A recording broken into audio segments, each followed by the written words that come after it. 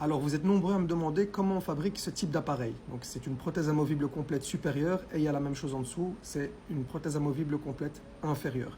Alors, le processus est souvent le même et parfois on sait gagner certaines étapes. Alors, lors du premier rendez-vous, quand vous êtes édenté en haut et en bas, on va faire d'abord l'empreinte primaire. On le fait à l'aide d'un porte-empreinte comme ceci, qui est un porte-empreinte standard. Il y a plusieurs tailles en fonction de la taille de la bouche et c'est valable pour plusieurs types de patients. Donc il n'est pas personnalisé, individuel. D'accord ? On va faire une empreinte avec de l'alginate, qui est un matériau qui est quand même assez fluide en général et qui va venir durcir, ou bien avec un silicone. Ça coûte un peu plus cher pour le praticien, mais ça a d'autres avantages. D'accord ? Donc une fois que l'empreinte est faite, ça ressemble à ça. Donc moi je l'ai fait en silicone parce que bon, même si ça me coûte un peu plus cher, c'est plus confortable. D'accord ? Donc vous avez ceci. À partir de cette empreinte-ci, on va fabriquer un porte-empreinte individuel qui ressemble à ceci. Voilà.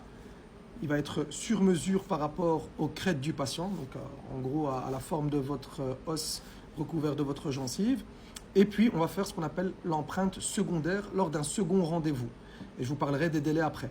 Donc on fait l'empreinte secondaire, ça donne ceci avec un autre silicone qui a d'autres propriétés que je vais vous épargner parce que ce n'est pas important pour vous.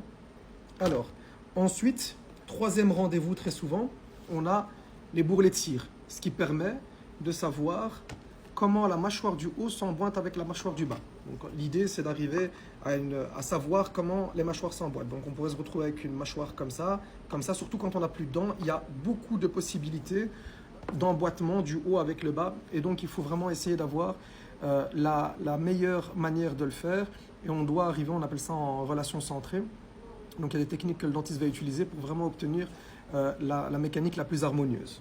Une fois qu'on a les empreintes secondaires, donc ça et les bourrelets, on arrive à l'essai fonctionnel. Alors est-ce que j'ai un modèle d'essai fonctionnel ici? Ouais, j'en ai un qui traîne ici. Bon, je vous le montre un peu à l'arrache, mais ça ressemble à ça. Donc c'est les dents, mais sur de la cire.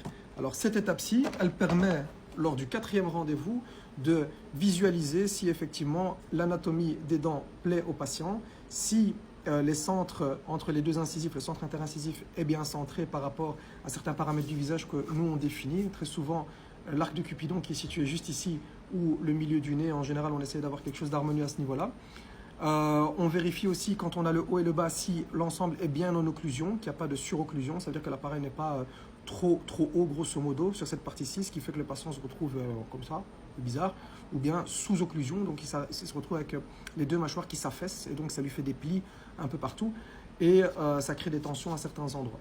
Donc si tout est nickel, on renvoie au labo, il fait ce qu'on appelle la mise en moufle, c'est une technique au labo que vous pouvez regarder sur internet si ça vous intéresse. Et la fois d'après, on reçoit l'appareil qui est terminé, donc comme ceci. Donc avec de la résine au lieu d'avoir de la cire.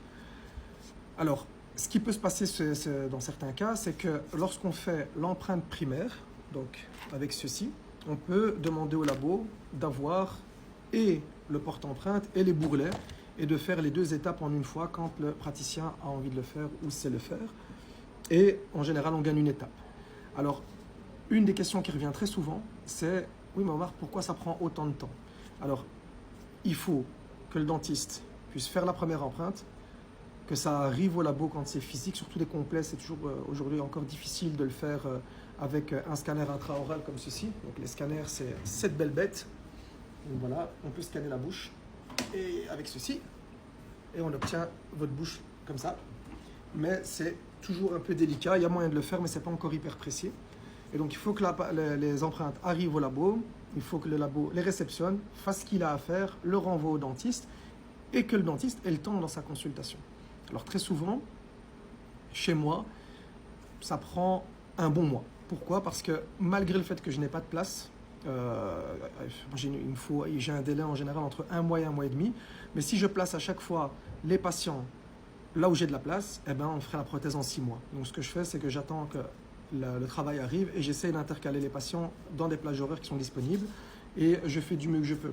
Et donc malgré tout, on a un délai d'un mois, un mois et demi pour pouvoir finaliser une prothèse, alors que techniquement si toutes les conditions étaient réunies et qu'on avait par exemple un laboratoire sur place et que je n'avais pas beaucoup de patients, ben, limite ça pourrait se finir en une semaine, voire en quelques jours.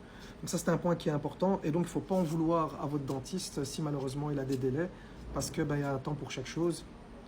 La conception chez le prothésiste de chaque étape, il faut qu'on réceptionne, il faut qu'on trouve une place pour vous caser. Et sachant que dans ma spécialité, moi, je ne fais que de la prothèse amovible et de la prothèse fixe, malheureusement, tous les patients qui sont chez moi, il leur manque des dents.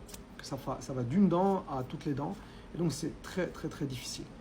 Donc voilà, j'espère que j'ai répondu à toutes vos questions. Et si jamais vous avez toujours des questions, n'hésitez pas à passer par le formulaire comme d'habitude. Et si vous avez des commentaires, mettez-les toujours. Mais c'est toujours, comme je disais, difficile pour moi de répondre. On est en train de mettre en place des choses pour essayer d'y remédier. Prenez soin de vous. À très bientôt. Ciao.